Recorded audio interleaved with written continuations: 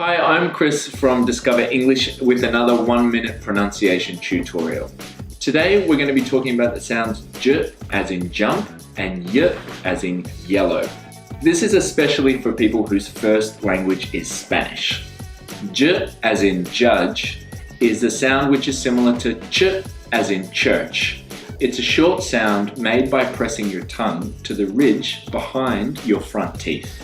The difference is, for j, you need to use your vocal cords. A good example is the difference between the words choke and joke.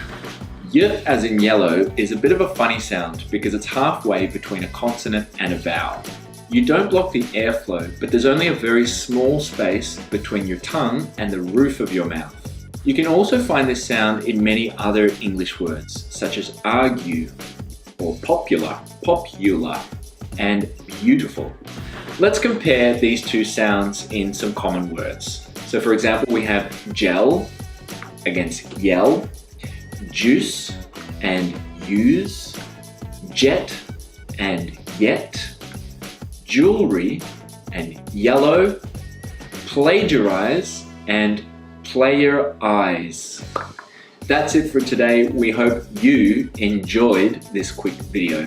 Don't forget to join our community and leave a comment if you haven't done it yet.